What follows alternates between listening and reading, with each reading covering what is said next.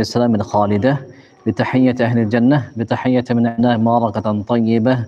السلام عليكم ورحمة الله وبركاته. وعليكم السلام ورحمة الله. الحمد لله بنعمته تتم الصالحات. اللهم صل على سيدنا ومولانا وحبيبنا محمد صلى الله عليه وسلم وآله وصحبه أفضل صلواتك عدد معلوماتك وبارك وسلم كذلك. أيها الحاضرون الكرام، أوصيكم وإياي بتقوى الله أوصيكم وإياي بتقوى الله وطاعته فقد فاز المتقون. قال الله تعالى: أعوذ بالله من الشيطان الرجيم، بسم الله الرحمن الرحيم، يا أيها الذين آمنوا اتقوا الله وابتغوا إليه الوسيلة وجاهدوا في سبيله لعلكم تفلحون. صدق الله العظيم وصدق رسوله النبي الكريم ونحن على ذلك من الشاهدين والشاكرين. الحمد لله رب العالمين. اللهم انفعنا بما علمتنا وعلمنا ما ينفعنا وارزقنا علوما تنفعنا.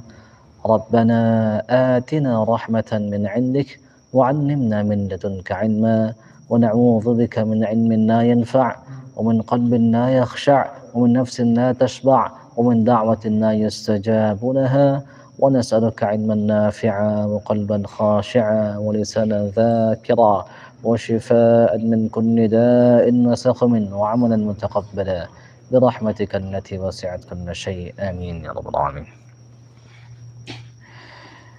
Sebelumnya kita bertawasul kepada guru-guru kita melalui keberkahan guru-guru kita, baik yang masih hidup maupun yang sudah mendahului kita. Kita berhusnuzon kepada Allah Subhanahu wa taala dengan keberkahan mereka, insyaallah mudah-mudahan nur mereka menyinari diri kita juga.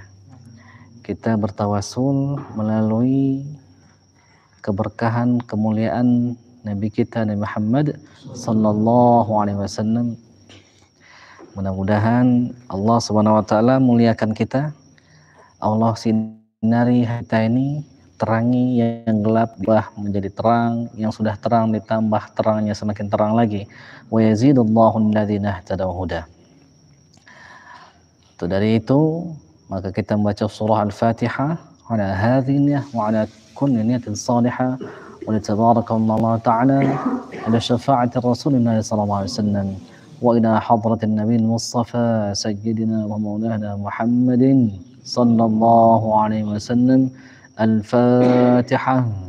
A'udzu billahi minasy syaithanir rajim.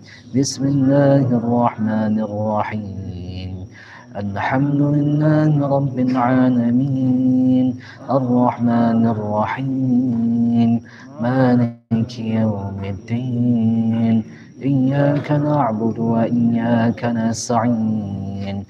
اهدنا الصراط المستقيم صراط الذين أنعمت عليهم غير المغضوب عليهم ولا الضالين.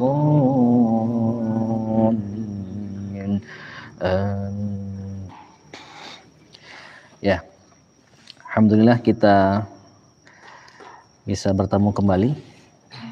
Kemarin sempat sedikit kita bahas bahwa tujuan kita ikut thariqah ini, ikut belajar tasawuf itu adalah sebagaimana misi daripada Rasulullah SAW diutus. Apa kata beliau? Innama bu'ithu liutammima makarimal akhlaq. Sungguh hanyalah saja aku ini diutus untuk menyempurnakan akhlak yang mulia.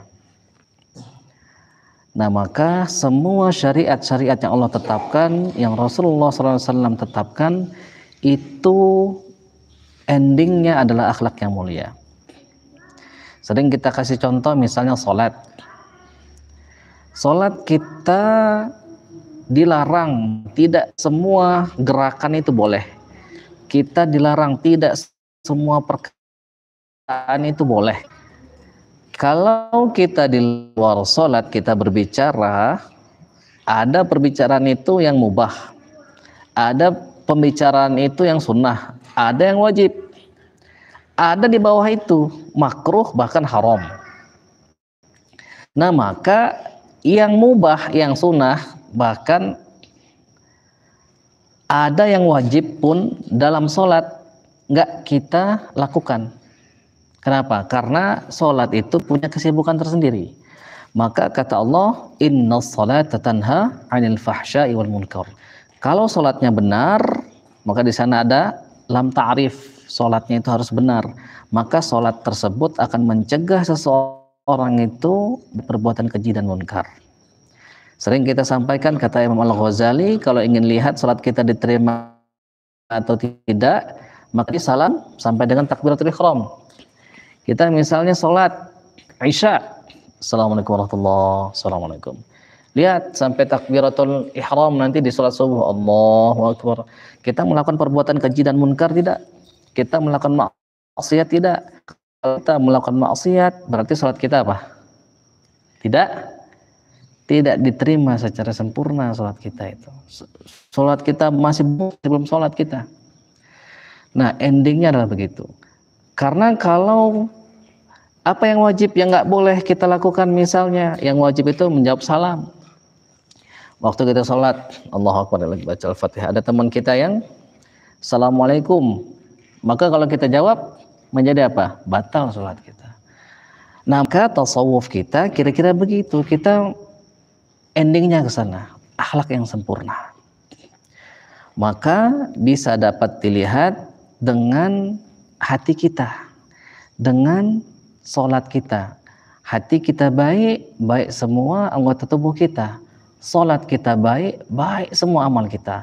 Hati kita buruk, buruk semua. Mata kita buruk, mulut kita nyakitin orang. Telinga kita suka dengar yang enggak baik. Mulut kita, mata kita suka ngelihat yang haram. Dibanding lihat Al-Quran, lihat medsos. Senang lihat yang mana kita. Nah maka kita cek sendiri, berarti ada apa? Berarti ada masalah di dalam hati kita. Maka untuk itu kita perlu berbenah. Karena kalau kita tidak berbenah, nanti kita repot. Allah ini menciptakan kita, menciptakan ruh kita itu sebagaimana yang sering Anda sampaikan itu cenderung untuk terus abadi dia itu. Sejak dia diciptakan dia hanya berpindah dari satu alam pindah ke alam lain. Di alam ruh misalnya, alam azali, alam rahim, pindah lagi alam dunia, pindah lagi alam barzakh, pindah lagi alam akhirat. Tetapi jasad kita itu diciptakan oleh Allah Subhanahu wa taala ada batasannya. Siapa yang cerdas, maka dia pasti akan pilih sesuatu yang abadi dibanding yang sementara. Maka kalau misalnya kita nggak cerdas, sibuk kita ngelihat cermin. Oh, mukanya belum kinclong, akhirnya dikinclongkan, beli apa? Entahlah beli masker misalnya, beli lain-lain, dilihatnya kulitnya, oh kulit nggak cerah. Vitamin C segala macam caranya itu. Boleh nggak itu? Boleh, akan tetapi rugi kalau misalnya kita tidak memperhatikan ini yang ada di dalam diri kita ini, hati kita itu, rohani kita. Karena kalau dia nggak baik semua. Kalau dia nggak baik, menderitalah kita. Nah maka disinilah kita belajar bertasawuf, diajarkan oleh guru-guru kita. Ada mungkin di antara antum yang Allah sudah kasih banyak sekali karunia nih, dirasakan bagaimana dekat dengan Allah, dirasakan bagaimana dekat dengan Rasulullah SAW, dirasakan bagaimana dekat dengan guru-guru itu. Rasanya nikmat sekali, nggak bisa tertukar. Walaupun ada orang misalnya yang datang ngasihin BPKB mobil, ngasihin sertifikat tanah, sertifikat rumah, nikmatnya itu kenikmatan rohani itu. Nah maka kita sekarang di dunia, nanti kita akan di akhirat. Kata Rasul SAW, dunia dan akhirat itu ibarat dua istri dari satu suami. Ada sebuah riwayat. Kalau kau menyenangkan yang satunya, maka kau menyebabkan yang satunya itu timbul murka. Jadi kalau misalnya kita menyenangkan dunia kita, berarti apa? Membuat akhirat kita murka. Nah, sebaliknya juga begitu.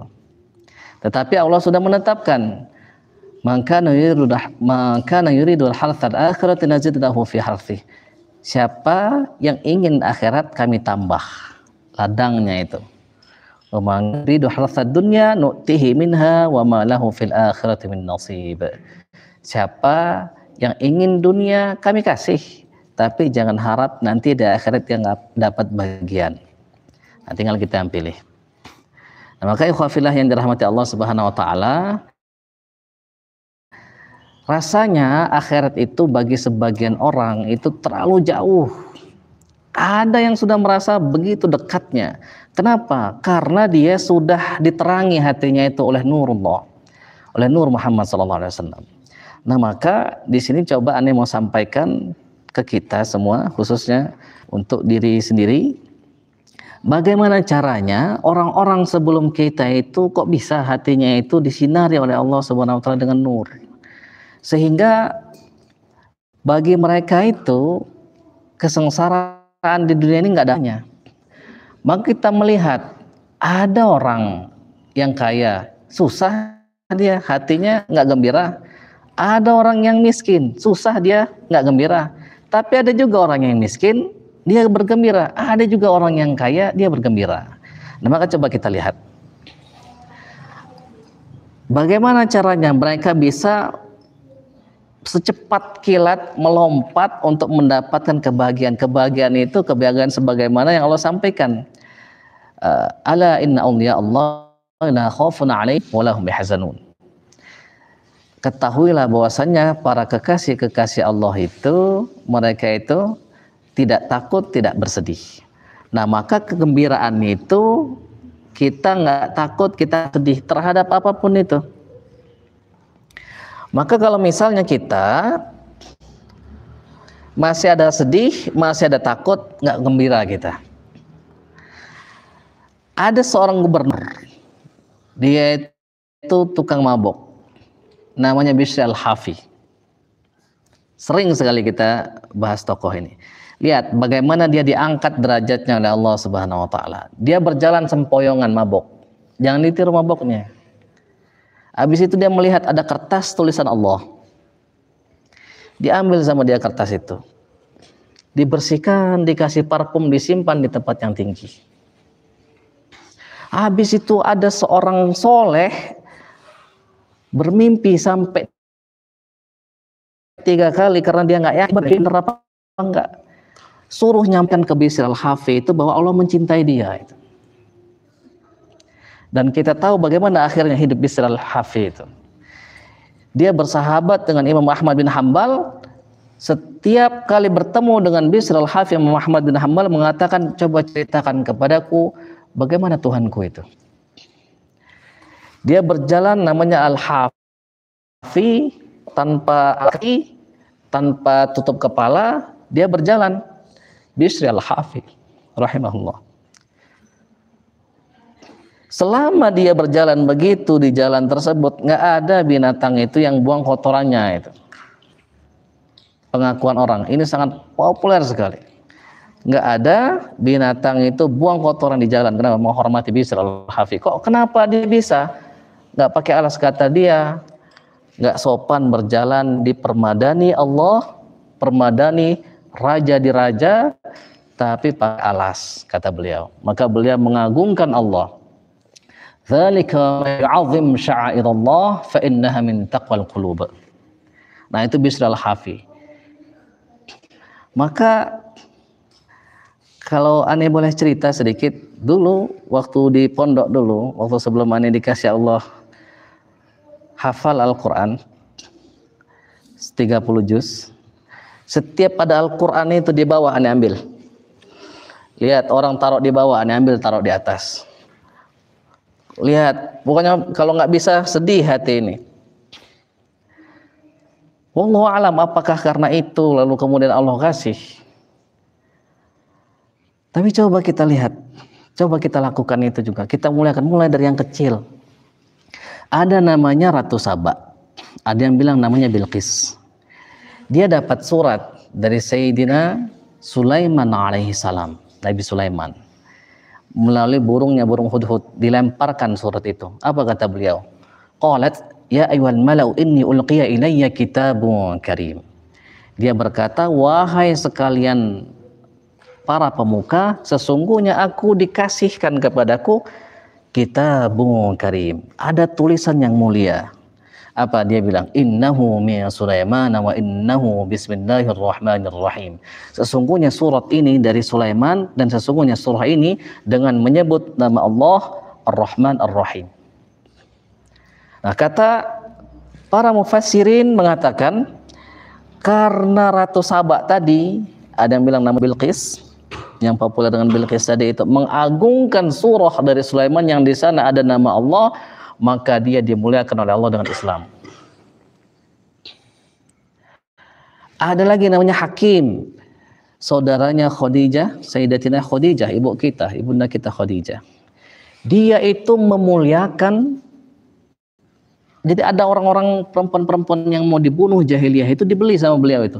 Dibeli, dirawat, dibeli, dirawat, dibeli, dirawat. Kata Rasul, karena gara-gara itu engkau Allah muliakan masuk ke dalam Islam. Nah, apa saja itu syiar-syiar Allah itu? Segala sesuatu yang dicintai Allah. Tadi itu Al-Quran misalnya, lafaz Allah misalnya. Ada orang-orang soleh misalnya, para wali-wali Allah. Maka kata Syekh Abu Yazid Al-Bistami itu, sesungguhnya Allah itu melihat ke dalam hati para kekasihnya itu sehari itu 360 kali. Maka kalau kau mencintai kekasih-kekasih Allah itu, mudah-mudahan Allah melihat kamu di dalam hatinya itu wali-wali Allah itu. Nah, sekarang kita tahu dari mana Allah melihat kita apa tidak? Kita nggak tahu. Tapi kalau kita sudah dibertemukan oleh Allah Subhanahu wa taala dengan orang-orang soleh, dengan orang-orang yang kita berhusnuzon merupakan kekasih-kekasih Allah, nah maka kita agungkan itu. Kalau misalnya kita mengagungkan guru-guru kita, maksudnya itu kita memikirkan guru kita, kita menghormati guru kita, maka akan nyambung nanti itu rohani kita itu. Nah, beberapa di antara antum sudah dikasih oleh Allah Subhanahu wa taala tanda itu kekuasaan. Bagaimana dibantu oleh guru. Bagaimana diangkat oleh guru, bagaimana ditarik oleh guru bisa terbang. Bagaimana ketika mau maksiat seolah-olah guru ngomong, seolah-olah guru nasehatin kita. Nah, maka coba kita lakukan itu. Lihat di dalam diri kita ini apa yang kita besarkan itu. Kalau kita masih membesarkan sesuatu yang dihinakan oleh Allah, maka ya kita akan hina terus. Apa itu yang dihinakan oleh Allah itu? Dunia dan isinya ini hina semua. Dilaknat oleh Allah semua. Kecuali apa? Zikrullah. Kecuali apa lagi? Kecuali ilmu. Kecuali orang yang menuntut ilmu. Kecuali orang yang mengajarkan ilmu. Atau orang yang terkait dengan itu. Nah, maka mulai dari sekarang harus kita terkait. Harus kita itu terikat rabithah dengan guru kita itu. Sehingga mudah-mudahan nanti itu bisa menghantarkan kita kepada rahmatnya Allah. Allah melihat ke dalam hati guru kita. Oh, di sana ada nama kita. Maka Allah melihat kita. Allah memperhatikan kita nanti. Bagaimana dengan Rasulullah SAW juga. Maka coba kita muliakan Rasulullah SAW. Setiap saat kita berusaha untuk terhubung dengan Rasulullah SAW. Nah, maka indah sekali rasanya kalau misalnya kita bisa selalu bersama dengan rohani Rasulullah SAW. Walaupun kita nggak pernah melihatnya misalnya, apalagi yang sudah kita dikasih Allah lihat. Maka ikhwafillah yang dirahmati Allah Subhanahu Wa Taala, jangan sampai kini hari-hari kita nggak ada kemajuan secara rohaninya itu. Jangan sampai begitu. Maka mulai sekarang agungkanlah syiar-syiar Allah itu. Ada Al-Quran, agungkan. Kita ngelihat ada orang soleh, kita agungkan. Kita lihat, nah, kita agungkan. Ingat Rasulullah SAW. Nah, nanti kita akan merasakan Kalau Rasulullah SAW mau hadir, mau bersama dengan kita, semua nabi mau bersama kita, semua wali mau bersama kita. Nanti kalau sudah dihantarkan oleh Rasulullah SAW, disinari hati kita ini, dibantu, nanti lama-lama naik terus kita, sehingga kita bersama dengan Allah saja. Tak ada yang lain, hanya dengan Allah saja. Nah, maka siapa yang belum menikmati itu, maka dia harus cek dalam hatinya itu. Mungkin ini yang Ana sampaikan. Jadilah kita seperti orang-orang yang dulu sukses. Ini kemarin cerita sama santri itu tentang banyak orang-orang yang memuliakan Rasulullah SAW. Contohnya Imam Malik. Imam Malik itu berani dia itu ngomong dengan suara keras di Masjid An-Nabawi itu. Ada raja ngomong dengan suara keras. Kata Imam Malik, wahai khalifah, turunkan suaramu. Di sini Allah pernah menegur orang yang lebih baik daripada dirimu. Menegur para sahabat, ya ayyuhalladzina amanu la tarfa'u aswatakum fawqa sautin nabi.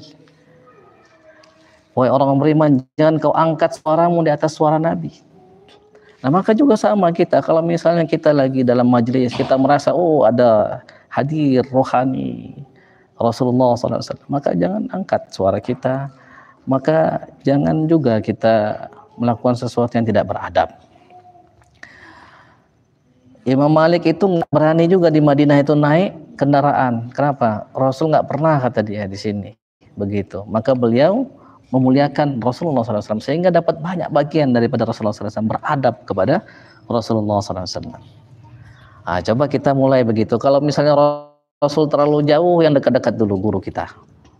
Mudah-mudahan kita bisa memaknainya sehingga pelan-pelan nanti Allah ubah, terasa sekali akhlak kita itu diubah oleh Allah Subhanahu wa taala. Terasa sekali. Nggak bisa kita ngerubah akhlak itu. Dari kecil kita sudah terbiasa misalnya tukang marah. Dari kecil kita nggak pernah bersabar orangnya itu. Dari kecil kita pengen enak sendiri misalnya. Nanti diubah oleh Allah, terasa sekali. Nah, coba lakukan apa yang sudah dilakukan oleh orang-orang sebelum kita. Mudah-mudahan Allah Subhanahu wa taala memberikan kita pemahaman. Mudah-mudahan Allah Subhanahu wa taala menjadikan hati kita ini kekal mengingat kepadanya terus, untuk selalu dibersamai rohani kita dengan rohani Rasulullah SAW, rohani guru-guru kita, rohani orang-orang soleh, dibersamai oleh malaikat. Mudah-mudahan pada akhirnya nanti dikatakan kepada kita, ya ayyatuhan nafsul mutmainnah irji'i ila rabbika radiyatan mardiyah fadkhuli fi ibadi wadkhuli jannati. Wahai jiwa yang tenang, kembalilah ke hadirat Tuhanmu, ridha dan diridhai. Masuklah ke dalam surgaku, masuklah ke dalam hambaku orang-orang saleh. Allahumma amin ya rabbal alamin. Kita akhirin alhamdulillah. Alhamdulillah rabbil alamin, dan doa kafaratul majlis. Subhanakallahumma wa bihamdika nashhadu an la ilaha illa anta nastaghfiruka wa natubu ilaik. Allahumma ij'alna minal ladzina yastami'una al-qawla fayattabi'una ahsanah. Allahumma ij'alna min ulil albab. اللهم اجعلنا من الذين يذكرونك قياما وقعودا وعلى جنوبهم ويتفكرون في خلق السماوات والأرض. ربنا ما خلقت هذا باطلا سبحانك فقنا عذاب النار. اللهم اجعلنا ممن وجوه يومئذ ناظرة إلى ربها ناظرة. اللهم اجعلنا ممن وجوه يومئذ ناظرة إلى ربها ناظرة. اللهم اجعلنا ممن وجوه يومئذ ناظرة إلى ربها ناظرة ولا تجعلنا ممن وجوه يومئذ باسرة تظن أن يفعل بها فاقرة. سبحان ربنا رب العزة عما يصفون وسلام على المرسلين والأولياء الصالحين وآخر دعوانا الحمد لله رب العالمين. السلام عليكم ورحمة الله وبركاته.